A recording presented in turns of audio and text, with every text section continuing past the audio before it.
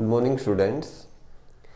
देखिए बच्चों, जो आपका 8th क्लास का फर्स्ट चैप्टर चल रहा था crop production and the management, उसके अंदर हमने अब तक पढ़ लिया था कि सबसे पहले हम अगर किसी क्रॉप को ग्रो करना है हमें, तो सबसे पहले हम क्या करेंगे, उस क्रॉप की जो सोइल है उसको प्रिपेयर करेंगे with the help of the different agriculture implements.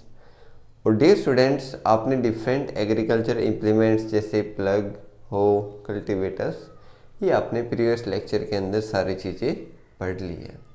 इसके बाद हमने क्या किया था, उसमें सोइल के अंदर हमने सीड को डाला था with the help of the traditional method and the seed drill method. लेकिन डियर स्टूडेंट्स, उसके बाद जो थर्ड प्रोसेस है वो है adding manure and the fertiliser. तो यही आज का हमारा टॉपिक रहेगा, adding manure and the fertiliser. तो सबसे पहले हम बात करते हैं what are the manure and the fertilisers.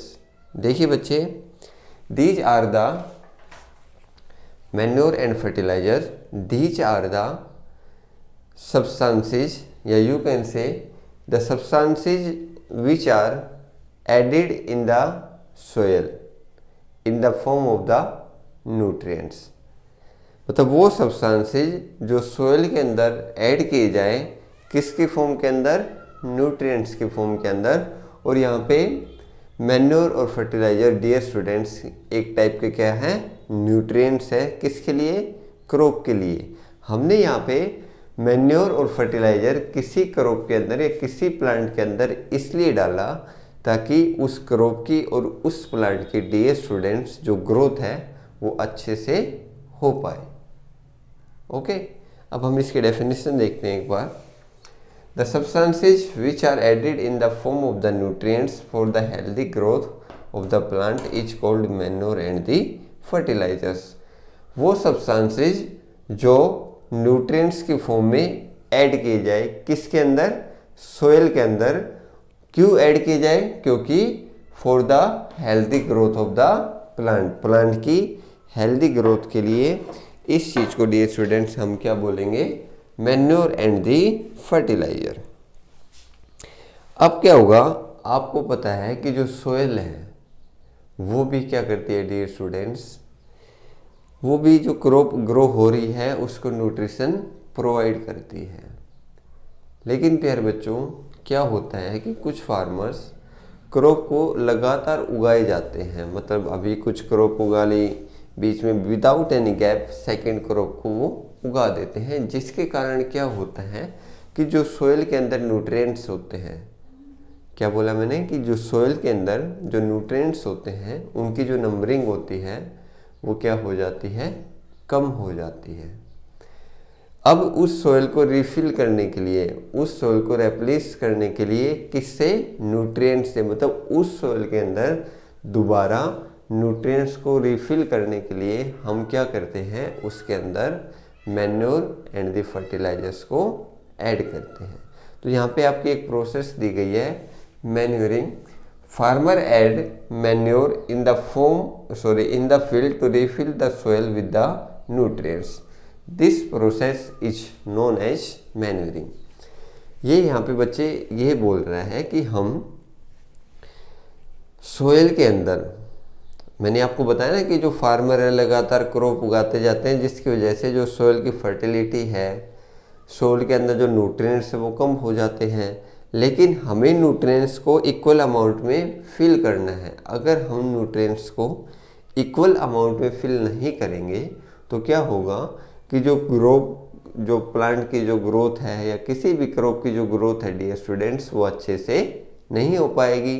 क्यों नहीं हो पाएगी, क्योंकि उस क्रॉप को प्रॉपर अमाउंट में न्यूट्रिएंट्स नहीं मिल पाएंगे।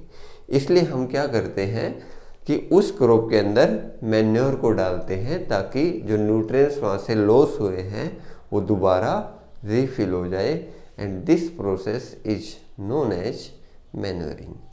फिर पढ़िए आप इस बात को, farmer add manure in the field to refill the soil with the nutrients. This process is known as manuring. अब क्या होगा, हमने ये प्रोसेस पढ़ी थी मैन्योरिंग, लेकिन अब हम बात करते हैं व्हाट इज द मैन्योर। देखिए आप जैसे आस पड़ोस सबसे लोकल लैंग्वेज में अगर मैं बात करूं कि जैसे आपके घर में गाय होगी, भैंस होगी, कोई भी एनिमल होगा, तो उसका जो डंग है, जो उसका वेस्ट मटेरियल है, हम उसको एक जगह इकट्ठा करते हैं, ठीक है।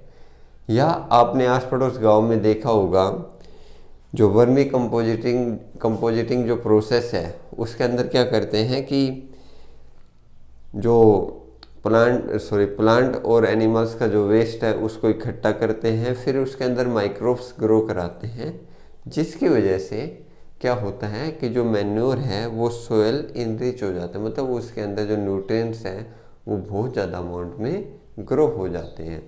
या मैं लोकल लैंग्वेज में बात कर रहा था, जैसे गोबर होता है, जो कूड़ी को बोलते हैं, जिसके अंदर हम क्या करते हैं, उस कूड़े को हम अपने खेत के अंदर डालते हैं, जिसकी वजह से क्या होता है कि जो सोइल के अंदर जिस भी न्यूट्रिएंट्स की कमी थी वो दोबारा फिल हो जाए।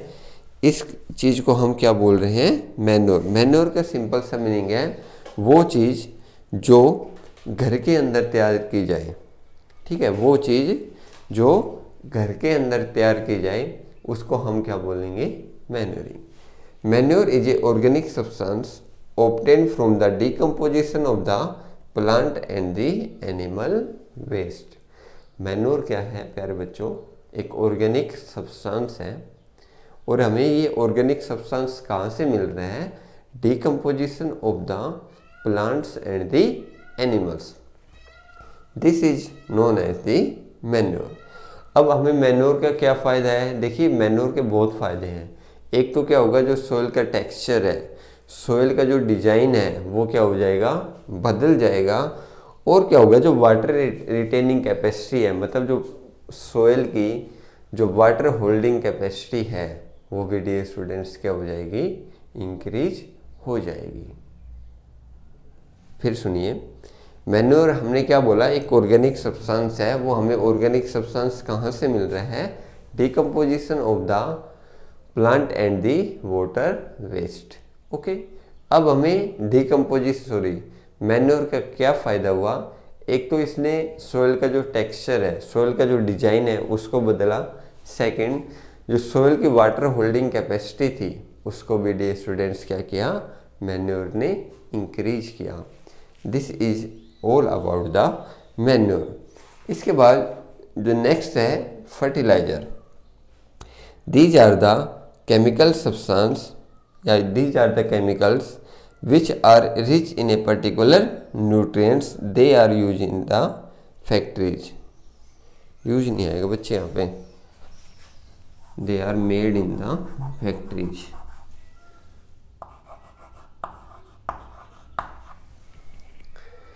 क्या होगा कि फर्टिलाइजर्स की बात कर रहे थे, फर्टिलाइजर्स को फैक्ट्रीज के अंदर तैयार किया जाता है।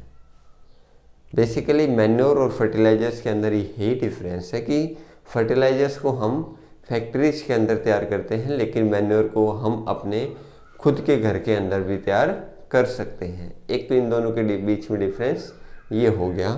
तो फर्टिलाइजर्स क्या होते हैं, दीज आर द केमिकल्स। ये क्या है डी स्टूडेंट्स, केमिकल है, लेकिन मैन्योर क्या थे, ऑर्गेनिक सब्सटेंसेस थे। तो फर्टिलाइजर्स क्या है, these are the chemicals which are made in the factories. Factories के अंदर बनते हैं, लेकिन फर्टिलाइजर्स के अंदर एक पर्टिकुलर अमाउंट में ही न्यूट्रिएंट्स मिलते हैं। ऐसा नहीं है कि उस फर्टिलाइजर्स के अंदर हर टाइप के न्यूट्रिएंट्स आपको देखने को मिलेंगे। जैसे आप खाद का कट्टा लाते हो तो उसके अंदर आप देखते होंगे कि फॉस्फोरस इतने %, सल्फेट इतने %, अमोनिया इतने %, मतलब हर एक केमिकल की अलग अलग कंपोजिशन है। लेकिन डियर स्टूडेंट्स, सारे केमिकल्स उस फर्टिलाइजर्स के अंदर नहीं आते, ठीक है। तो क्या होते हैं, जो फर्टिलाइजर्स होते हैं वो एक पर्टिकुलर केमिकल्स की कंपोजिशन होते हैं। Fertilisers are the chemical which are use in a particular nutrients, they are made in the factories. Example है इसके यूरिया है, अमोनिया है, सल्फेट है, पोटास है।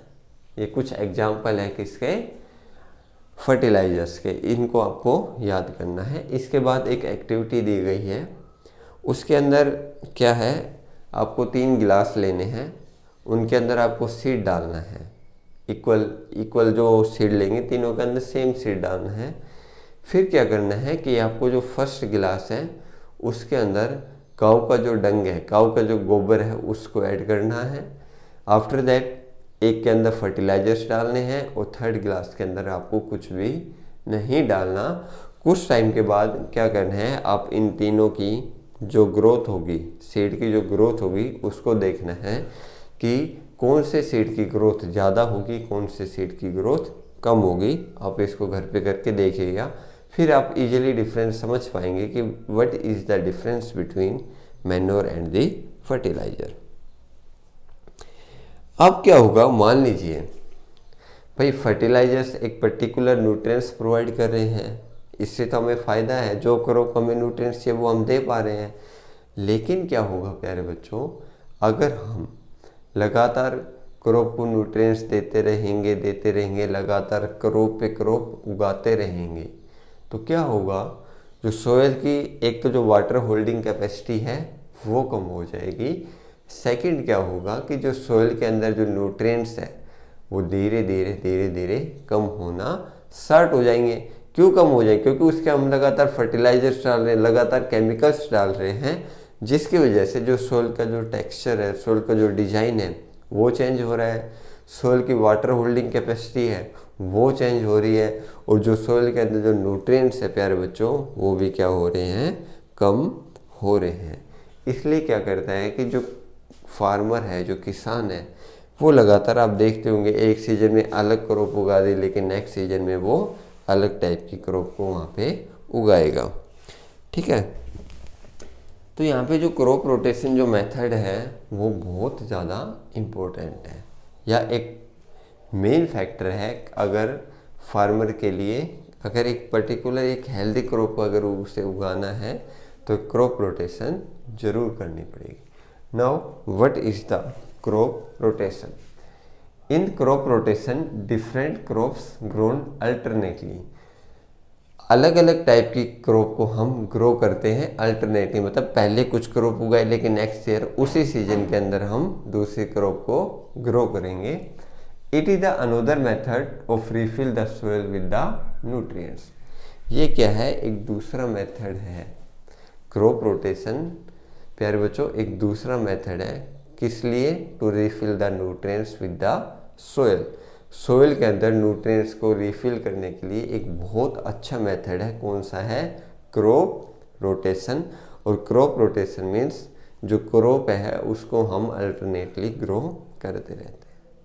इसके बाद जो आपका नेक्स्ट जो टॉपिक है वो है advantages of the manure. Manure के क्या एडवांटेजेस हैं, मैंने आपको यहाँ पे बताया था। एक तो क्या है कि जो सोइल का जो टेक्सचर है, सोइल का जो डिज़ाइन है उसको चेंज करने में हेल्पफुल होता है। सेकंड क्या है, सोइल की जो वाटर होल्डिंग कैपेसिटी है उसको भी प्यारे बच्चों ये क्या करता है, इंक्रीज करता है। फर्स्ट लिखा हुआ है it increase the water holding capacity of the soil. जैसा कि मैंने आपको पहले बताया था, it makes the soil porous due to which the exchange of gases become easy. Most important point, क्या करेगा कि जो सोइल है उसको पोरस बनाएगा। पोरस इसलिए बनाएगा ताकि उसके अंदर, सोइल के अंदर एक तो पानी जा सके, porous mean hole type, small hole type. एक तो क्या होगा, उसके अंदर जो सोइल के अंदर पानी है वो इजीली जा सके। सेकंड बच्चों क्या होगा कि एक्सचेंज ऑफ गैसेज है between the soil and the atmosphere, वो भी आसानी से हो पाए। ठीक है, थर्ड क्या है, it increase the number of the microbes. Microbes को इंक्रीज करेगा जिससे क्या होगी, जो क्रॉप की प्रोडक्शन है वो प्यारे बच्चों ज़्यादा होगी। And the last one is it improve the texture of the soil, means it helps in the improving the design of the soil.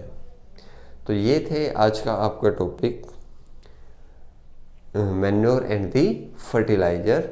अगर फिर भी अगर कोई डाउट है तो आप कमेंट बॉक्स के अंदर पूछ सकते हैं, और आप नोट्स पे प्यारे बच्चों इसी तरह बनाएं ताकि आपको समझने में बिल्कुल आसानी हो, किसी प्रकार की कोई भी दिक्कत ना आए।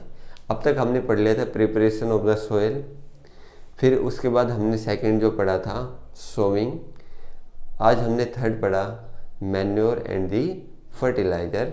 इसके बाद हम क्या देंगे, क्रॉप के अंदर पानी देंगे, और उस प्रोसेस को हम कौन सी प्रोसेस के अंदर पढ़ेंगे, इरिगेशन। ये था आज का हमारा टॉपिक। नेक्स्ट जो लेक्चर होगा उसके अंदर हम टॉपिक पढ़ेंगे irrigation. And thanks a lot, have a nice day.